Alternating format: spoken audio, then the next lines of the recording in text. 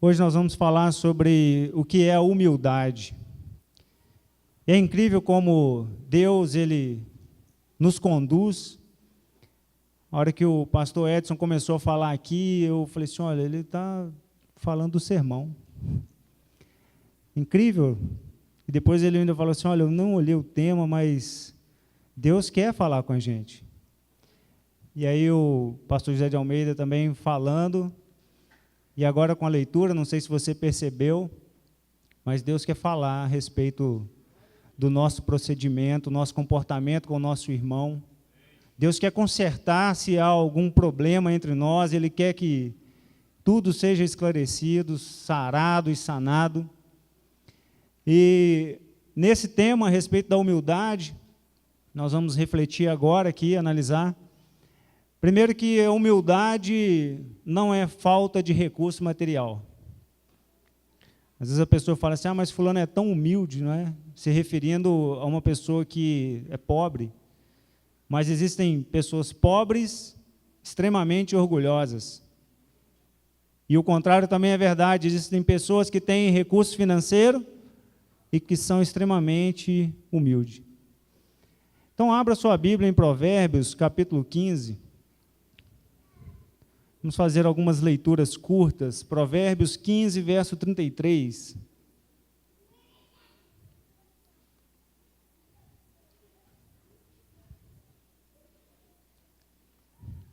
Não fecha a Bíblia depois não, viu? Que em Provérbios nós iremos ler 3 passagens. Provérbios 15, 33. Diz assim, olha. O temor do Senhor é a instrução da sabedoria, e a humildade precede a honra. Agora vamos para Provérbios 22, verso 4.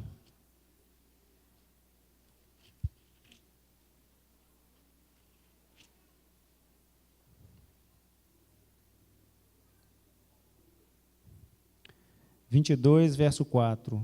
O galardão da humildade e o temor do Senhor são riquezas e honra e vida. Provérbios 29 agora, verso 23. Provérbios capítulo 29, verso 23.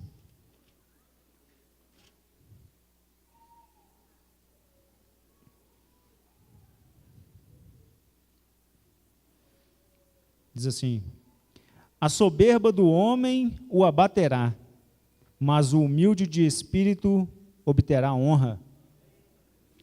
Salmo 18, verso 27.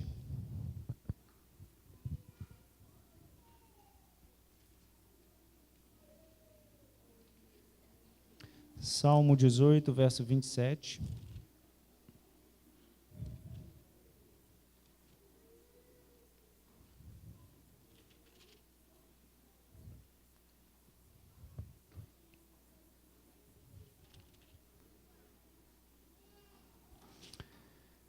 Porque tu salvas o povo humilde, mas os olhos altivos tu o abates. E fechando Mateus 5, verso 3.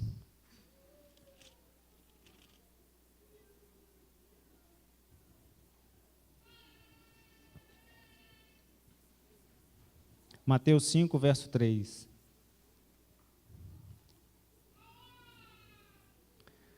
Por isso que o cristão é bom de Bíblia, né? Porque vai lá no Novo Testamento, volta no Antigo Testamento, é assim que tem que ser.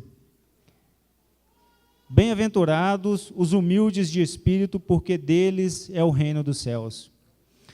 Observe, irmãos, que a altivez do ser humano, a arrogância, a prepotência, não agrada a Deus.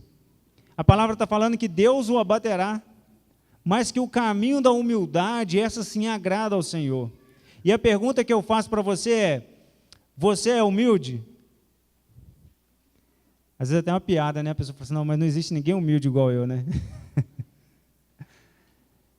Porque nós temos uma leitura a respeito de nós mesmos.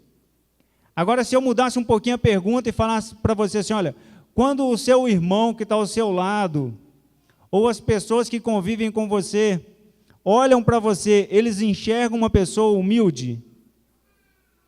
Aí já apertou um pouco, não é?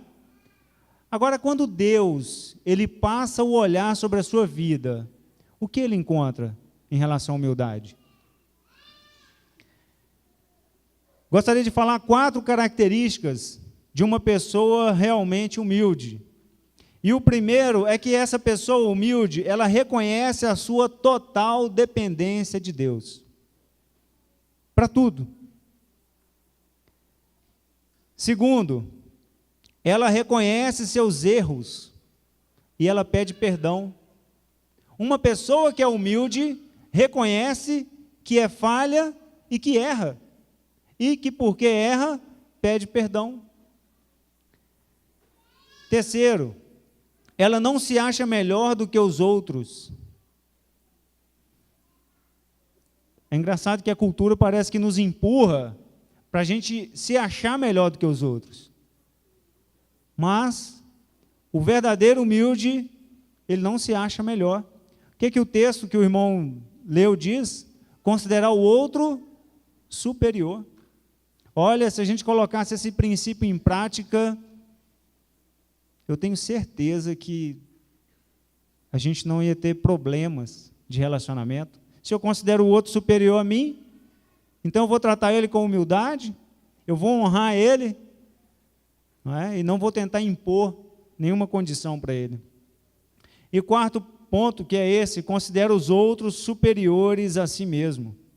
Então você analisa a sua vida e vê se você tem essas características de se colocar como uma pessoa dependente de Deus, reconhecer que erra, saber que os outros são seus superiores, você trata dessa forma e você não se achar melhor do que os outros. Agora, quais são os benefícios da humildade? Será que a humildade traz algum benefício para aquele que é humilde?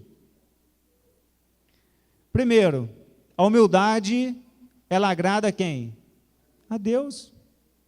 Olha, se eu desagradar todos os seres humanos, né? Todos os seres humanos da face da terra, mas conseguir agradar a Deus, pronto. Aliás, esse é o nosso objetivo. Não vamos nos conformar com este século, não é? Mas vamos transformar pela renovação da nossa mente. Porque o nosso objetivo não é agradar o mundo, porque o mundo jaz no maligno, mas agradar a Deus. E Deus olha e Deus valoriza aquilo que o mundo despreza. A humildade é um desses pontos. Então, benefícios, agrada a Deus. Segundo, nos ajuda a reconhecer a nossa real situação diante de Deus. Lucas, capítulo 18, verso 9 a 14.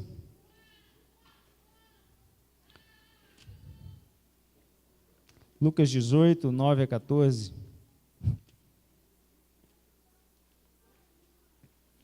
Jesus conta uma parábola do fariseu e do publicano. E ele vai falar a respeito dessa situação da gente reconhecer a nossa real situação diante de Deus. Ele diz assim, propôs também essa parábola a alguns que confiavam em si mesmos, por se considerarem justos e desprezavam os outros. Observa que isso não é de hoje. Observa que alguns confiavam em si mesmo. A palavra diz, né? Maldito o homem que confia no homem, né? Que confia na sua própria capacidade, na sua própria força e que não depende do Senhor. Aí ele diz, verso 10, 2 homens subiram ao templo com o propósito de orar, um fariseu e o outro publicano. O fariseu, posto em pé, orava de si para si mesmo dessa forma: ó Deus, graças te dou, porque não sou como os demais homens, roubadores, injustos e adúlteros, nem ainda como este publicano. Jejuo 2 vezes por semana e dou dízimo de tudo quanto ganho. Verso 13. O publicano, estando em pé, longe, não ousava nem ainda levantar os olhos ao céu, mas batia no peito, dizendo: ó Deus, sê propício a mim, pecador. Verso 14. Digo-vos que este desceu justificado para sua casa, e não aquele, porque todo o que se exalta será humilhado, mas o que se humilha será exaltado. Aqui é um retrato claro de uma pessoa que não reconhece a sua situação diante de Deus. E quantas vezes nós oramos com prepotência? Quantas vezes nós queremos, às vezes até direcionar a Deus? Quem somos nós? Quem somos nós para ficar de pé diante de Deus? A palavra diz que todo joelho se dobrará diante do nome que está acima de todo nome. Muitos vão se dobrar pela força. Eu quero me dobrar por amor. E que nós possamos ser humildes hoje, para se curvar diante de Deus por amor e não pela dor. Sabe, se a gente soubesse a nossa real situação diante de Deus, a gente ia orar diferente. A gente ia pedir misericórdia. A gente ia buscar menos coisas materiais e mais coisas espirituais. Nós não sabemos nem orar como convém. Se não é o Espírito Santo de Deus levar as nossas orações diante do altar de Deus, a gente não seria nem ouvido. Nós não somos nada, nós somos o pó da terra. Você já pensou nisso? Se é o pó da terra? O pó da terra querendo dar ordem a Deus? Benefícios da humildade, então ela ajuda a reconhecer quem nós somos, a nossa real situação diante de Deus. Terceiro, ela ajuda nos relacionamentos. Você tem relacionamento com uma pessoa arrogante, soberba? É terrível? É difícil? A pessoa que sabe de tudo, tem razão de tudo, só ela acerta. Agora, uma pessoa humilde, não é fácil de se relacionar? Gente, eu me relaciono tão bem com a irmã de nave, ela aqui hoje, estou muito feliz, irmã, que você está aqui. Uma pessoa, você vê a humildade de uma pessoa? Sabe, e a humildade é algo que é um fato. E a gente precisa buscar, não de uma forma enganosa, porque tem um falso humilde, não é? Não, se diz humilde e tal, mas acaba se revelando, não é? Acaba se mostrando. Então, a humildade ajuda nos relacionamentos. Benefício da humildade, número 4, lança fora a soberba da vida. E a soberba da vida, ela está dentro e ela está fora da igreja. A soberba da vida está nas faculdades. A soberba da vida está nas rodas de discussões. A soberba da vida está na internet, no WhatsApp, no Facebook. A soberba da vida é aquilo que a pessoa se acha, porque ela adquiriu um conhecimento a respeito de algo, e ela então se acha mais esclarecida do que os outros. Não, eu estou falando porque eu tenho razão. O que o pastor Edson começou a falar aqui hoje de manhã. E é muito difícil, e é um desafio para nós, cristãos, adquirir conhecimento de Deus. E ao passo que a gente adquire conhecimento de Deus, não desenvolver a soberba, mas desenvolver a humildade. Porque quem muito é dado, muito será cobrado. E o que nós vemos às vezes é que as pessoas adquirem um conhecimento bíblico e por isso se tornam soberbas, a ponto de não ter humildade para ouvir uma mensagem simples, como a humildade, por exemplo. Irmãos, não existe aprendizado sem humildade. Se a pessoa vai tratar de um tema com você, você não, isso eu já sei, acabou. Não vai entrar nada ali. Preciso ter humildade para aprender.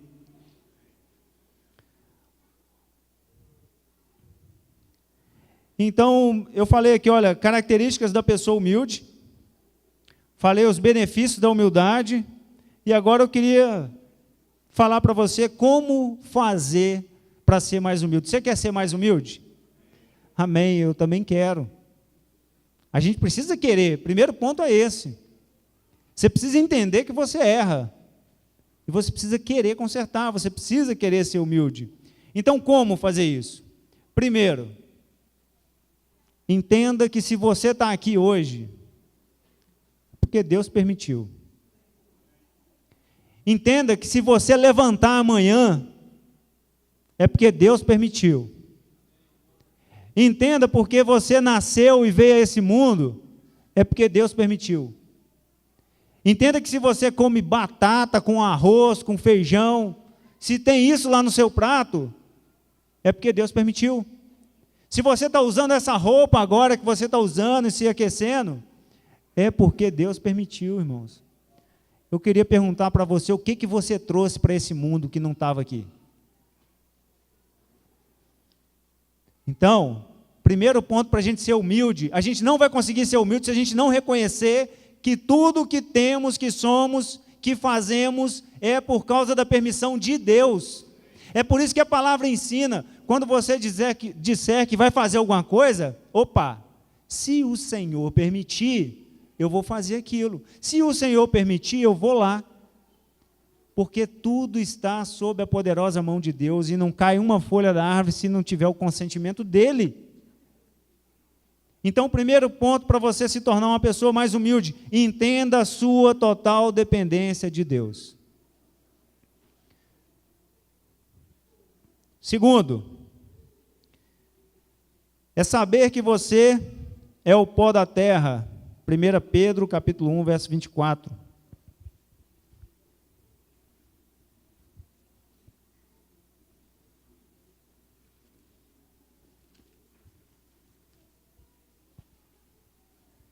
Primeira Pedro, capítulo 1, verso 24.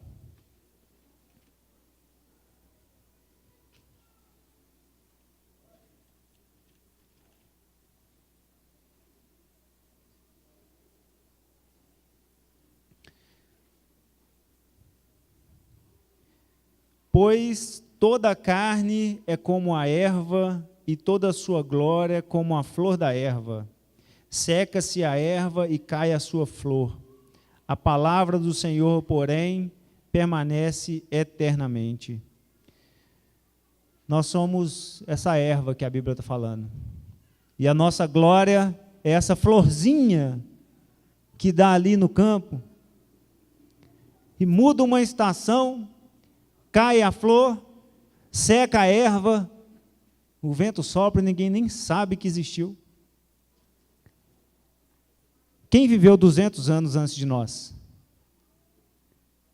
Cadê essas pessoas?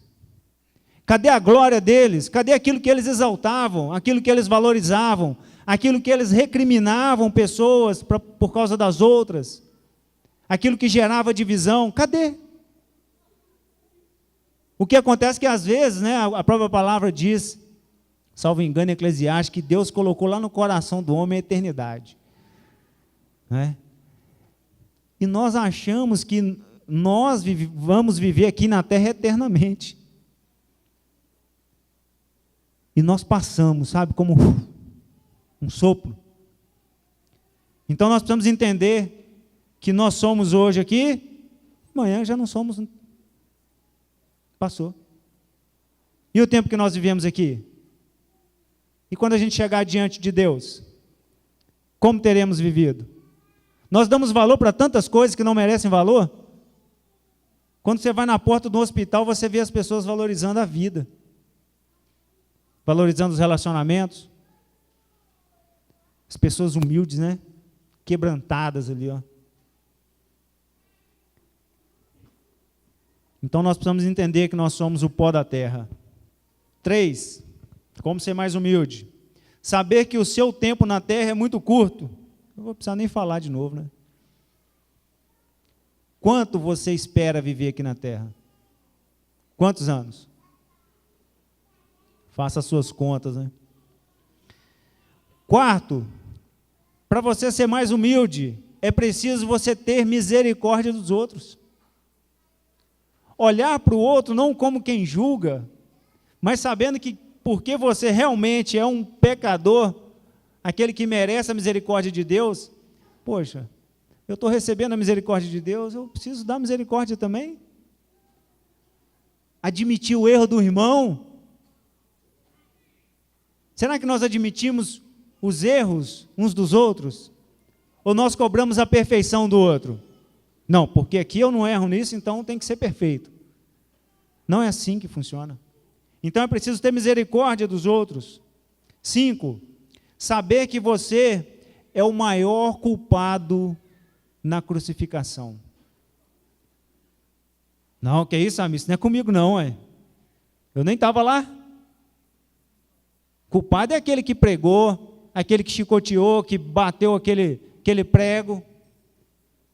Não, irmão, você está errado. Se nós estamos aqui agora, é porque nós fomos alcançados por aquele sacrifício na cruz. Porque quando Jesus orou, Ele orou por mim e por você. Pai, eu não oro somente por esses, mas por aqueles que hão de vir. E o sacrifício de Cristo, ele alcança o futuro. Então, se ele alcança o futuro, ele nos alcança. E se nós estamos aqui participando da Santa Ceia, é porque nossos pecados estavam na cruz de Cristo. Então, para você ser humilde, pode falar com você mesmo assim, olha, eu crucifiquei Jesus. Os meus pecados, Jesus sofreu.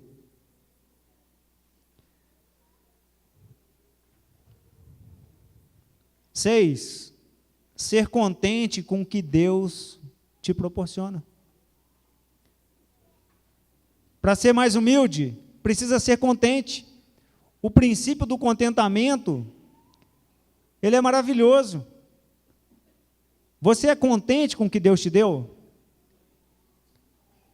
Precisa ser contente, irmãos. E não é a quantidade que te cerca, a qualidade, não. Isso é de dentro. Não é o que está fora que vai fazer você ser contente, mas vem de dentro para fora. Como eu disse, né, estou aguardando alguém na terra me mostrar algo que ela trouxe para o mundo. Então, quer dizer, nós nascemos sem nada. E se Deus te proporcionou algo, seja contente.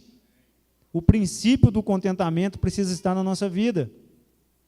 E o último ponto que eu relacionei aqui, não buscar reconhecimento do mundo.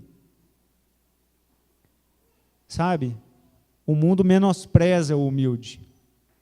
Em muitas situações que você se colocar como humilde, o mundo vai pisar em você. E se você estiver buscando o reconhecimento do mundo, você vai desanimar, você vai buscar outro caminho. Mas busque o reconhecimento de Deus. Olha como trataram Jesus. Jesus é o exemplo da humildade. Jesus entrou em Jerusalém montado naquele animal de carga, um jumentinho. E o mundo crucificou Jesus. Mas ele venceu o mundo. Ele venceu a morte. Ele se sujeitou. Observa que humildade tem a ver com a sua atitude de se sujeitar, e não ao fato de você ser desprovido das coisas. Jesus, o Rei do Universo, tudo foi feito por Ele, para Ele, e nada do que foi feito se fez, se não fosse através dEle. Ele assume a forma humana, Ele passa 9 meses numa gestação, Ele nasce como criança dependente dos pais e do leite, Ele cresce, e Ele continua sendo o Rei do Universo. E Ele se sujeita à morte de cruz. O que eu estou querendo dizer para você, meu irmão, minha irmã? Você pode ser bem-sucedido em tudo que você fizer. Você pode ter uma capacidade intelectual gigante. Você pode ter um conhecimento gigantesco. Você pode ter habilidades maravilhosas. E ainda assim, é possível você ser humilde diante de Deus e diante das pessoas. Porque é uma decisão que tem que ser sua. O humilde serve e não busca ser servido. Jesus lavou os pés, observou o que eu fiz, ele disse, não vocês façam assim, porque no reino é diferente. O maior é o que serve e não o que é servido. E eu queria fazer um alerta para você, se você vem aqui para ser servido, o seu tempo está curto diante de Deus. Há grande chance de você desistir e ir embora e voltar para o mundo. Mas, se você vem aqui com o objetivo de servir a Deus, o seu caminho vai ser próspero. E você vai continuar a perseverar, você vai continuar e vai conseguir perseverar até o fim. Então que você e eu, nós possamos ter o exemplo de Cristo, como o irmão leu em Filipenses, que ele não julgou ser como Deus, mas ele se esvaziou, e ele fez isso por amor. Que o nosso Deus seja louvado, e nessa hora, os pastores estarão aqui à frente, orando por você, que você busque a humildade, que você se derrame diante de Deus. Se você não tem sido humilde, porque a nossa vida, irmãos, é uma só, nós precisamos ter o mesmo comportamento aqui e lá fora. Se você não tem sido humilde lá fora, peça a Deus: ô Pai, eu quero ser humilde. Imagina esse pedido diante de Deus. É um pedido que vai ser atendido, porque é um pedido que está alinhado com a vontade de Deus. Se você tem algum outro anseio, que você coloque também diante de Deus. E Deus, ele é capaz de fazer muito mais do que pedimos ou pensamos. Deus seja louvado.